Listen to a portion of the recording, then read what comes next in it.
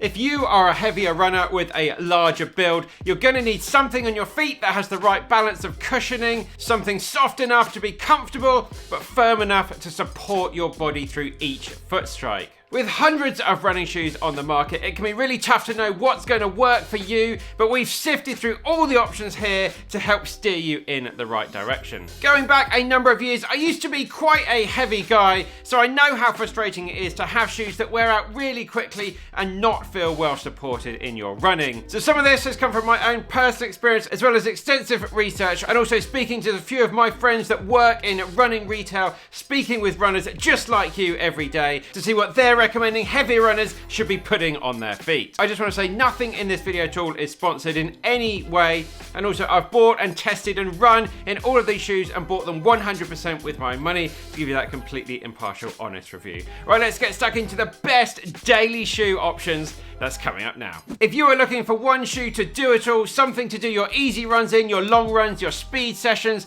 and a few races as well, then we've got a few options here. We're looking for a foam in these shoes that's just a little bit more on the firmer side, something that's not going to compress and bottom out too much, and also a little bit of extra rubber on the outsole to protect that foam and also increase the durability, with just some more forces going through the shoe with every foot strike. So my first shoe I'd recommend having a look at here is the Saucony Triumph version 21. A really fantastic all-round, super versatile shoe. A really nice wide toe box as well. Then you've got a thick slab of durable and comfortable midsole foam in the shoe. In terms of some negatives, it might not be suitable if you do have some narrow feet, and there is only one width available. On the slightly cheaper side, we've got the Hoka Clifton 9, a fantastic daily durable shoe. It does come in 2 widths available, super comfortable, and really a very dependable daily shoe. The regular version is a little bit on the narrow side, so if you do have wider feet, make sure you go for that extra width option. And my last shoe in the daily section is the Asics Superblast. A little bit more expensive, but you're getting a fantastic running shoe for your money here. Super versatile, really maintains its structure through that heavy load, and it's just got a nice big surface area on the bottom of the shoe which will keep it nice and stable. Yes, very big stack height in this shoe, but you can pick up the pace with ease. That turn of speed is really fantastic and super comfortable over those long distances as well. Suitable for everyone doing some long marathon training runs, and you could definitely race in this shoe as well. In terms of the downsides, yes, it's a little bit more on the expensive side, and also this shoe only comes in 1 width, but there is a good amount of wiggle room at the front of the shoe, a good wide toe box there as well. Right, moving on, we've got a couple more daily options to chat about, and these are really good supportive or stability run shoes. If you can get into a running store, definitely try and do that. There'll be more than likely some really good people that can give you some good advice on shoes. But when we take this list in, say, what have you got here? I've heard these shoes are good. But if you can get into a running store, running these on a treadmill, and then they're going to be able to tell you if you do need a neutral shoe or you do need a stability shoe. In general, about 80% of the population has a neutral shoe, 20%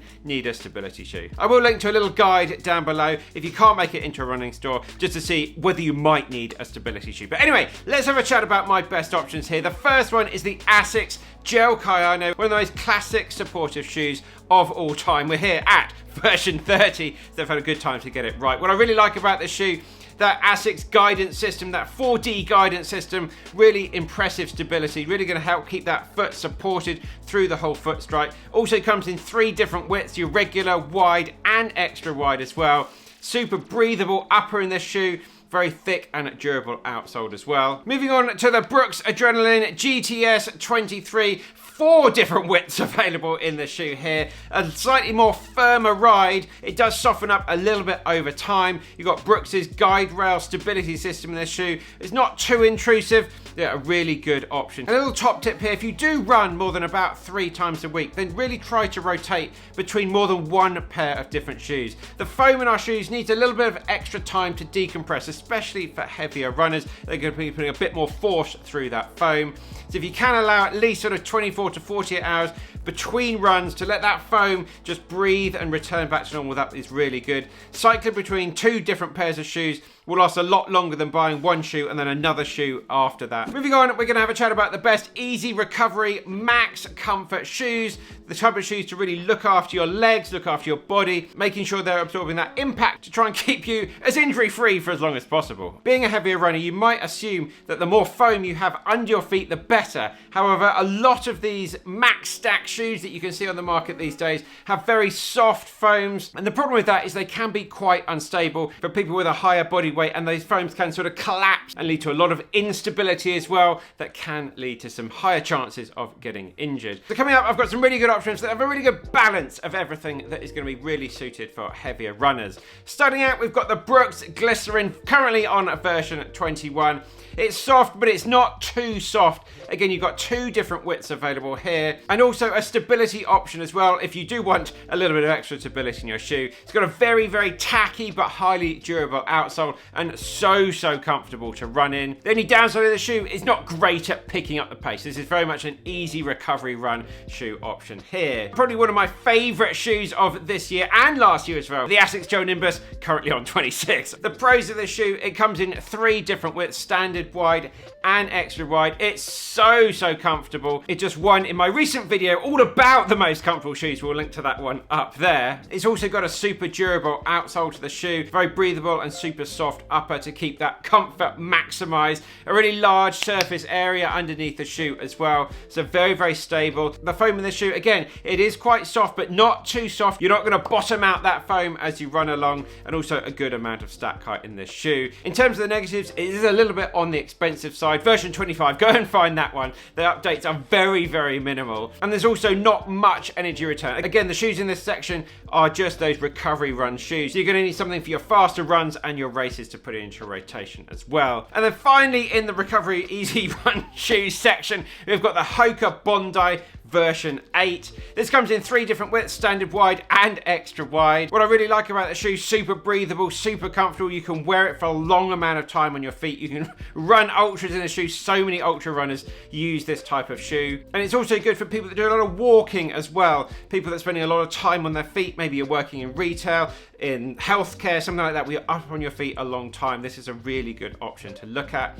In terms of what's not so good, it is a little bit on the narrower side as these shoes go, and it has also got quite a small toe box as well. So make sure you do spec it in that wide or extra wide if you have some wider feet. And also the outsole isn't gonna be the best if you're a super heavy runner. There's a little bit of exposed foam on the bottom, but for a lot of people, it's gonna be absolutely fine. Right, the final section here, let's have a chat about the best plated shoes that could be used for a lot of your faster running and your racing. They're just shoes with plates in to help us run a little bit faster. The main thing to consider here when we're talking about shoes for heavier runners is that super shoes have one problem, is they're generally not the most stable shoes out there. The super foams tend to be very soft and they don't last very long, even for slightly lighter people as well, and they often are quite narrow fitted. So all the shoes I've here should cover those bases and be the best for the heavier runner out there. Starting out, we're going to have a chat about the Nike Zoom Fly version 5.